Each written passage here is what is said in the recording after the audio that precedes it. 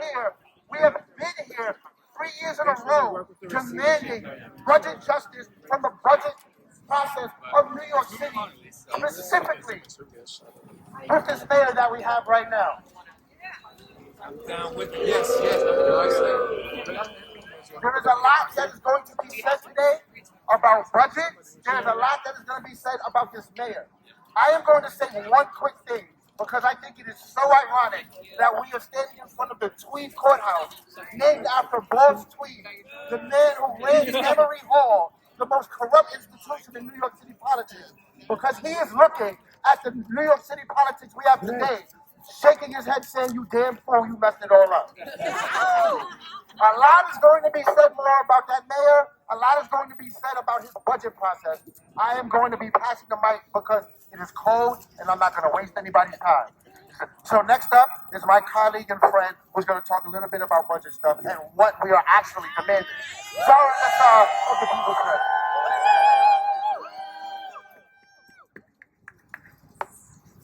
Hello, can you hear me? Okay, it is so cold, but we have nearly 300 people gathered here today because we are sick and tired of the leadership of this city and their failure to deliver for New Yorkers. We are here today because we want to deliver the people's vision for the budget, affordable futures, and real public safety. And we will be fighting for fully funded education, 3K to CUNY, and real public safety for all New Yorkers. Now we're going to be here for the next few months until June 30th when the budget is due, and we'll be out here every week, every day, but we have to talk about this moment that we're in right now because this is not a normal budget process. How are we supposed to patch a budget under these circumstances? We have a mayor who is colluding with the federal government. We have a mayor who is colluding to deport and hurt millions of New Yorkers. And the federal government is and has been considering cutting millions of dollars, potentially more billions, to New York City. And that's not right. Right. So we have to say we stand united in our fight against the Trump administration's threats of budget cuts and mass deportation, and we ask New York's leaders to defend us. We need you right now. We need you to defend us against this administration and bolster the city's social services and essential services, not cut them. Not cut them the way that this mayor has been cutting them for the last 3 years. We've been out here every year, demanding the same things, and now the situation is far more dire.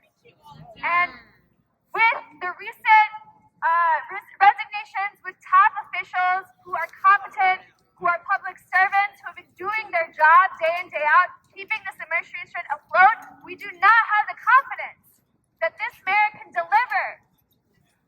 We have a $115 billion budget due in June, and we do not have the confidence that this mayor can put it together. So I just want to welcome everyone here to be a part of this. We will be fighting for the leadership that we deserve. We do not think that Eric Adams can remain in office in good faith. And we will be here, meanwhile, trying to make the city run, trying to pass a budget that works for New York City. When I say peoples, you say budget. Peoples. Budget. Peoples. Budget. When I say peoples, you say budget. Peoples. Budget. Peoples. Budget. Good morning. I'm New York City Controller Brad Lander, and it is a cold morning, but it's a good morning to be out fighting for a people's budget.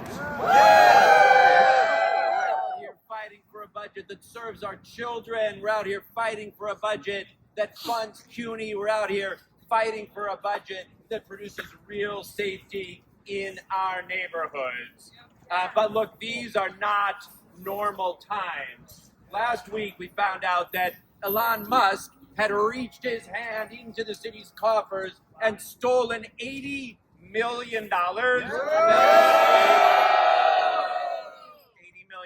that belongs to the people of this city to spend on the things that New Yorkers need, not for his tax breaks for billionaires, not for his efforts to disrupt government. And we are not going to tolerate his efforts to take the money that New Yorkers need, are we? No! That's why I demanded that the law department go into court. They promised they're going to do it by this Friday to get into court and get those $80 million back. We won't tolerate Elon Musk stealing from the people of New York City. But here's what else we won't tolerate. We will not tolerate a budget that cuts our schools by $93 million. That's not right. We will not tolerate a budget that cuts CUNY by $114 million. Clear, CUNY is where half our nurses and a third of our public school teachers are educated. It is the pipeline for upward social mobility. Let's hear it, CUNY. And we will not tolerate a budget that cuts child care for our families by $222 million. This is a city that has promised parents, if you have a 3-year-old, we've got a seat for you. But we've got a mayor who lied to 10,000 families because there were no seats for those 3-year-olds. And now he's threatening to close child care centers and cutting child care for thousands of families. That's not right. That's not right. That's not right. That's not right. That's not right. That's not right. So here's what we're going to do instead. We're going to organize. We're going to fight all the way till June. And we're going to win a people's budget. We will win. We will win. We will win. We will win. We will win. We will win. We're going to win. We're going to win a budget that restores that funding to CUNY. That restores that funding to our schools so they don't have to cut their arts programs or their mental health programs. We're going to win a budget that restores funding to child care so every family with a 4-year-old or a 3-year-old knows they've got great child care and they can afford to live in this expensive city, right? Yeah! We're going to do more than that. We're going to win a budget that invests in real safety in our neighborhoods. It's freezing cold right now, and we've got too many of our neighbors sleeping on the street. That's not right. Facing mental health crises, danger themselves of freezing to death, and then sometimes a danger to others as well. But when you invest in the systems that work, in those safe haven shelters, in housing with services, in that model of housing first, we can invest in the kind of safety that all New Yorkers need in their neighborhood, that saves lives, that cuts down on violence, puts resources in our communities. That is what a people's budget looks like. Am I right? Yes! So that's part of what we're going to win. But I also want to be clear and echo what Zara said. We need a budget that funds our communities, that funds our families, that funds our schools, that funds CUNY, that funds safety. But boy, we also need a mayor in City Hall who does the bidding of New Yorkers and not the bidding of Donald Trump and Elon Musk. We need a mayor who's focused on making this a genuinely safer, more affordable, better run New York City. We need honest, effective leadership at City Hall. And anybody can see right now we don't have it. That's right. We have a mayor who's compromised, who works for Trump and Musk and not for us. And that's why, in addition to joining this fight to restore the funding for a budget in June, we're also fighting to get a mayor who delivers a safer, more affordable, more livable, and better run New York City, who will stand up and fight for our values and not let families be deported or broken up, not let Elon Musk come and take our money. A mayor who stands up and fights for our families, and also a mayor who runs a city that lives up to our values. So everyone's got the child care they need, and the schools they deserve, and the CUNY that makes it possible for them to thrive, and the safe neighborhoods that make this, that will make this the best city on planet Earth. That's what we're fighting for when we're fighting for a people's budget. That's what we're fighting for when we fight for a new mayor. When we fight, We win! when we fight, We win! Queen Staircase, do I need to use the megaphone? Yes. That's what I learned something again from the comptroller, Brad Lander. But I will say this. If there's anybody who knows the budget of New York City, if anybody who knows the numbers behind what this terrible mayor is doing, it is no other than the comptroller, Brad Lander. Maybe more, but Brad Lander, the comptroller of New York. He's the person who's in the numbers. He is somebody that knows the real budget stuff that's going on. So when he comes and joins the line and tells us the numbers are looking funny, listen to him. Yep. The next person we're gonna bring, wait, let me take a step back. Is Uptown in the house? The people who are fighting this fight are on the New York City Council. And I'm gonna bring up a council member from Uptown. I'm a little biased, so I had to do that. Miss, come and go with us. Good morning, people! Good morning! So, in addition to being the council member for Upper Manhattan in the 10th District, I'm also the co-vice chair of the Progressive Caucus in the council. And with me today is one of our chairs, Shahana Hani. Members, Alexa Aviles.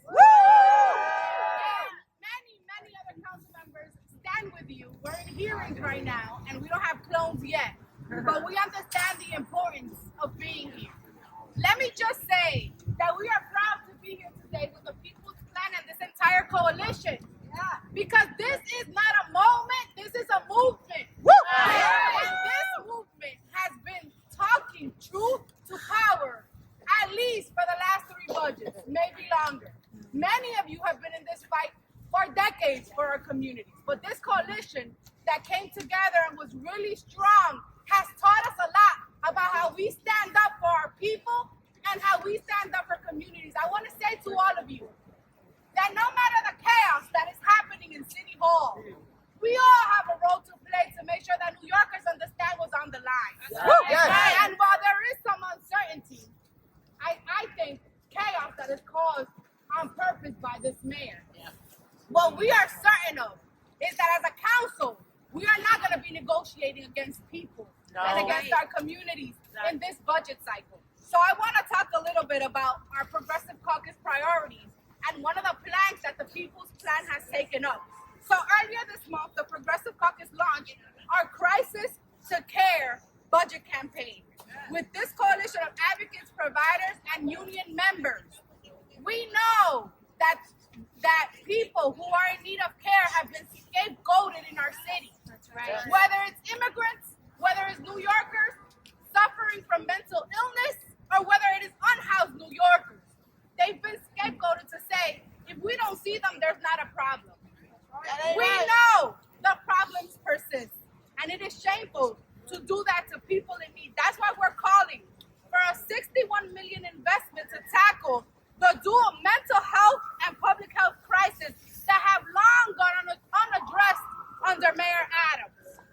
Our city is in crisis, but if we deliver care to our communities, we can make a dent in the need that people are actually experiencing at this time. With $61 million, we can eliminate wait lists for critical mental health and survivor services, expand access to respite cares and supportive housing. We can hire peer specialists and evidence-backed solutions in our city and take a holistic approach to the issues we're seeing in our communities and on the streets. It is no coincidence that the same people that are sleeping in our subways are the same people that can't get into permanent supportive housing. Speak on And it. no matter how many times we close our eyes to that reality, no matter how many times we close our eyes and say we wish we didn't have this in our city, it is our responsibility to tackle these issues one person at a time. And so it is our philosophy that this budget must deliver for the people of New York City. We're not going to negotiate against the interests of our communities. And we stand here today to say, yes, as the comptroller said, we need supportive housing. We need to make sure that our unhoused New Yorkers have a place to lay their head. Look how cold it is today. We're also saying that our children can be a reality for our city, and we must fund those seats. We're saying that our education system cannot be the first thing to be cut every single budget. We're saying that CUNY is the jewel of New York City, and not just when we say, look what CUNY's doing, right? It is the workers, the PSC workers, I'm the labor chair, that are the future of New York City. And so we have to stand together, united in one voice, and say that no matter the self-imposed chaos that is happening in City Hall, we have a responsibility to stand up for our people. I was elected to the City Council under a mandate to make New York City different than the New York City that we inherited.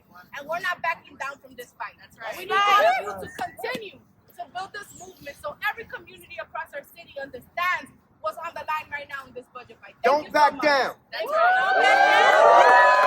Good morning, everyone. ¿Cómo está mi gente? Let everybody in City Hall know you're here. Let's hear it.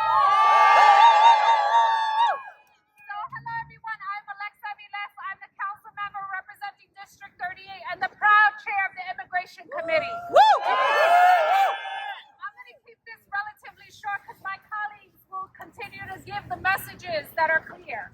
But I have to start with one thing. We have a mayor who is compromised. That's right. It is clear, not only from what he has been doing the past 3 years, where he has gaslit New Yorkers, working class New Yorkers, every single day, where he is cutting a budget when we had a surplus. It is not only a fact that has been pointed out by the controller, it is a fact that has been pointed out by the fiscal impact board. Is that right? It's the fiscal, I just forget the name. Okay, we believe you. Several agencies, including what we have seen from the numbers, say the same fact pattern. This mayor has been unnecessarily cutting and gutting New York City services, including education, including CUNY, including the very services that we depend on. So when he talks about, I'm a working class mayor, I'm here for the working class, the facts say otherwise. You are here for corporations. You are here for real estate. And clearly, you are here for Trump and his billionaires. You do not represent us. It is clear that he is all about saving himself. So we have a clear message that we want to tell the governor. I have said it before, and I will say it again, because the facts have only gotten worse and even more clear. The mayor must resign. Stand up. He must resign. He must resign! He must resign! He must resign! Governor Hochul, we know this is a challenging decision. Nevertheless, your responsibility is to the workers of New York City. It is to the people of New York City who have elected you. When we know that this man is incompetent and has an administration in tatters, you must do the right thing for New Yorkers. And I will say lastly, we will continue to fight for a people's budget. And what that means is the services that we deserve. This is not entitlement, y'all. These are taxpayer dollars that support every one of our working families, whether it is education or childcare or our healthcare institutions. We have a $115 billion budget that should be invested in us and our communities, not being given away to corporations, not being given to solutions that do not do anything. And lastly, I will say, the Progressive Caucus's budget request of care. It is the right thing to do. We have been spending billions on NYPD to walk around and do nothing. We are asking for a real solution here. We are asking to provide the services that people deserve. If you are struggling with mental illness, you cannot say you believe in that system when you're secretly defunding it. And this mayor has been defunding mental health services in our city. I don't care what you call it, but the facts are the facts.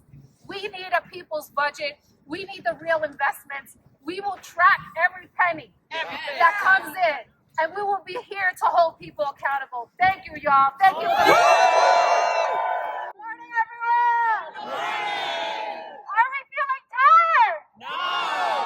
Are we feeling tired? No.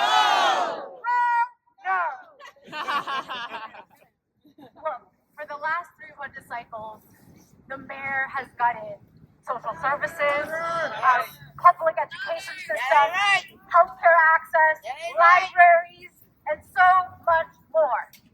This budget is a test. Yep. This budget is a test because we are now against not just the Adams, we're fighting against the Adams-Trump agenda. That's right. They are betting on us to be tired. They are relying on us to be exhausted and to retreat and to say, it can't work. We can't do this. But you know what? We have the people, and we will not stand their corruption. The Adams-Trump agenda is, we already know what's going to happen. But so our role right now is to make sure that we are prepared, we are disciplined, and that we are resting, but that we are continuing on this fight because we're looking out for the entire city. This is about everyone in New York City. And so I look forward to a long fight, a hard fight, but we're going to win this fight. Hope will remove Adams. Hope will remove Adams. Hope will remove Adams. Hope will remove Adams. Good morning, everybody. I'm Assembly Member Emily Gallagher, and I'm sorry, Shahana, that I'm yelling in your face. And I am currently wearing 5 layers of clothing, and I'm still cold. So I want to thank those of you who are out here with only 2 layers of clothing on for enduring all of this. So I am a state assembly member, but I started out as a public historian. And I always like to harken back to other eras in time that we are really looking in the mirror of. And there's been a lot of talk about the Gilded Age and everything that happened. And that's when we started to have thoughts about child labor laws, about Social Security, about things that we wanted to start thinking about rent control. That era is when we started to think about the fact that without working people, this city does not function. That's right. But I want to say that we are actually looking at a different historic moment, which is our future under Eric Adams and Donald Trump, which is techno-feudalism. That is when we are controlled completely by LLCs, by private equity, by corporations, and the international elite. And they own and operate everything from our rent prices, to our food prices, to our child care, to our education. And they can take and give whatever they want because our government has ceded all control to them. And that's what we saw on the dais of Donald Trump's inauguration. We saw people standing there who are not in government, who have not taken the pledges and oath that public servants take.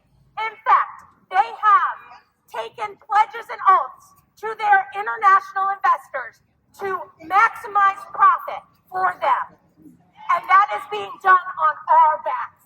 Get them out!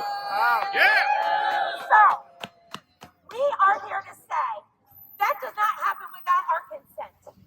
And the first step is Hochul removing Eric Adams to show that New York State does not consent to techno-feudalism. Remove Eric Adams! Remove Eric Adams! Remove Eric Adams! Want to live in an oligarchy. No matter how flawed our history has been, it has been built on a dream that we are all of value, that every single person here that comes here or is born here has a chance to choose their life. That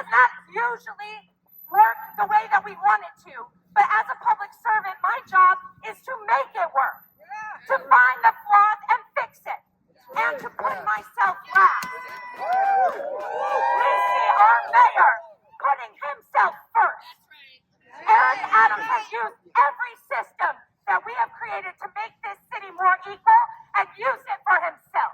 He used matching funds. He lied about matching funds, which is meant for working class representatives to run for office. He used that to get himself into office by lying about who was paying for him. He used his status to get first-class seats on international vacations and luxury hotels. The man is an example of an anti-public servant. He is a self-service servant. And my city deserves more. As a state elected, I can tell you that it's not just New York City's people that relies on New York City. It is New York State's people that rely on New York City. We have one of the biggest budgets in the world. And it is a shame on us that we are taking money from children and from families and putting it in the pockets of techno-feudalists like Elon Musk, like Mark Zuckerberg, and like so many evil private equity companies who only want yachts and nothing more. This is a disgusting era to witness. But the one thing that I console myself with is that we are historic actors, and we can show this country that we do not consent, and we can be the resistance. And if New York City can stand up to Eric Adams, so will the rest of the country stand up to Donald Trump.